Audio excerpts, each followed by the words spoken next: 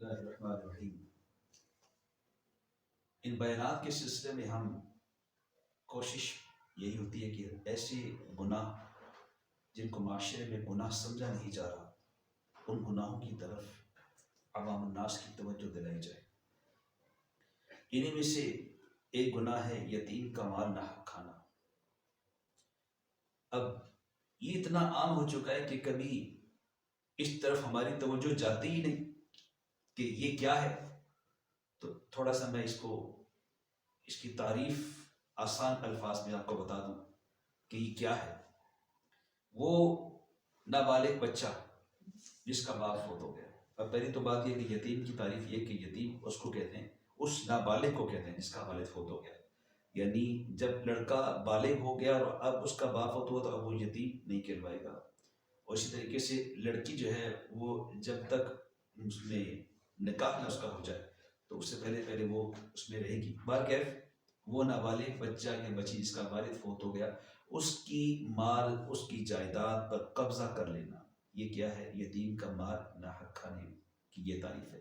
یا اس کو استعمال میں لانا، معلومات نہیں ہے اس کو استعمال میں لانا، تو یہ سب بھی یتیم کا مال ناحق کھانے کے زمرے میں آئے گا۔ یتیم کا مال کھانے کی اور بھی صورتیں ہیں، جیسے اس کا مال غصب کر لینا، چھین لینا، یا اس کا مال دیکھا، اس کا مال اچھا ہے، اب اپنا گھٹیا مال اس کے ساتھ ملا کے اس کو گھٹیا دے دینا، اس کا اچھا لے لینا، یہ بھی اسی چکر میں آئے گا، اسی وقت اس میں آئے گا۔ پھر یتیم کے مال سے اس کے والد کی نظر و نیاز کرنا، فاتحہ مطلب کل شریک کرنا، 40واں کر دیا، تیجا، یہ سب کچھ جو ہے اس کے مال سے کر لیں تو یہ بھی یتیم کا مال ناحق کھانے کے اس میں آئے گا، اس کے مترادف ہے۔ قرآن کریم میں اس کی وعید بہت شدید آئی ہے۔ سورہ نساء آیت نمبر 10 پارہ نمبر 4 میں اللہ رب العالمین کا ارشاد ہے، ان الذین یأکلون اموال الیتامی ظلما، بے شک وہ لوگ جو یتیم کا مال ظلماً کھاتے ہیں، وہ کیا کرتے ہیں؟ انما یأکلون فی بطونہم نارا، ارے وہ اپنے پیٹوں میں نیری آگ بھرتے ہیں، وَسَيَصْلَوْنَ سَعِيرًا، اللہ، اور کوئی دم جاتا ہے کہ وہ بڑھتی ہوئی آگ میں جھونکے جائیں گے۔ استغفر اللہ، استغفر اللہ، کتنی شدید وعید ہے۔ ہمارے کریم رؤوف الرحیم سرکار صلی اللہ تعالی وسلم کا بھی فرمان عالی شان سن لیجیے، یتیموں کا مال کھانے والا قیامت کے روز اس طرح آئے گا کہ اس کے منہ سے، کان، ناک اور اس کی آنکھوں سے آگ کا ایک شعلہ نکلتا ہوگا، اور اس کے چہرے کو دیکھ کر تمام لوگ پہچان جائیں گے یہ وہی ہے جس نے یتیموں کا مال ظلماً کھایا ہے۔ استغفر اللہ، استغفر اللہ۔ اس میں احکام شریعہ بھی سن لیجیے، شریعت اس بارے میں کیا کہتی ہے۔ سیدی امام اہل سنت شاہ امام احمد رضا خان رحمۃ اللہ تعالی علیہ فتاوی رضویہ شریف کی 6 جلد میں صفحہ نمبر 492 تا 96 میں آپ فرماتے ہیں، یتیم کا مال ناحق کھانا یہ سخت گناہ کبیرہ، ایک ہوتا ہے نا گناہ کبیرہ، سخت ترین گناہ کبیرہ۔ اللہ اللہ، اگر کوئی شخص فوت ہو گیا اور اس کے ورثاء میں یتیم بچے بھی ہیں تو اب یتیم کا حصہ الگ کرنے سے پہلے اگر اس نے اس مال میں سے تیجا 40واں کوئی نظر و نیاز کیا تو یہ بھی ناجائز ہے، یہ بھی حرام میں آئے گا، اور وہ لوگ جو ہیں ان یتیموں کے مال والی جو نیاز کھائیں گے تو وہ بھی ان کے لیے کیا ہے؟ حرام ہے۔ یہ فتویٰ امام اہل سنت کا۔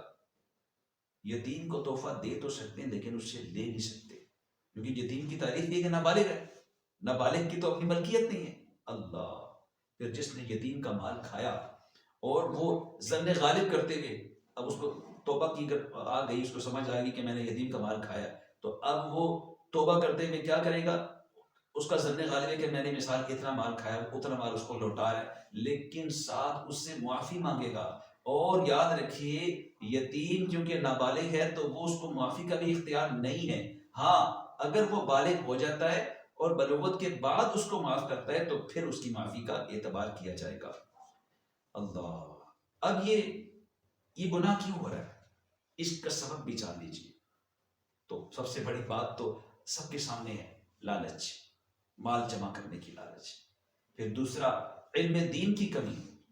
ہمارے یہاں تاثر ہے کہ فوت ہو گئے جناب تو بس سب کچھ اٹھا کے یہ تو بیٹے ان کا یہ سب کچھ ہے، بیٹیوں تو کچھ بھی نہیں ہے، اور پھر اس مال میں سے خرچے ہو رہے ہیں جناب، نیازیں پک رہی ہیں، 40 ہو رہے ہیں، تیجے ہو رہے ہیں، مہمانوں کی آؤ بھگت ہو رہی ہے، جی یہ اس کا مال میں سے اسی کو جا رہا ہے۔ ارے یہ سب علم دین کی کمی کی وجہ سے۔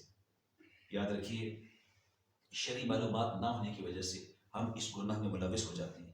تو لہٰذا جس گھر میں کوئی یتیم موجود ہے تو اسے چاہیے کہ یتیم کے متعلق احکام شریعہ سنے، کسی عالم دین سے پوچھ لے، کسی کی صحبت اختیار کیجیے۔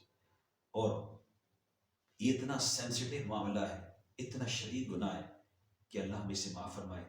میری آپ سے گزارش ہے موت اور قبر و آخرت کو کثرت سے یاد کیجیے، اور انشاءاللہ اس کی برکت سے نا مال و دولت جمع کرنے کی حرص، لالچ ختم ہو جائے گا، آخرت کی تیاری کا ذہن بنے گا۔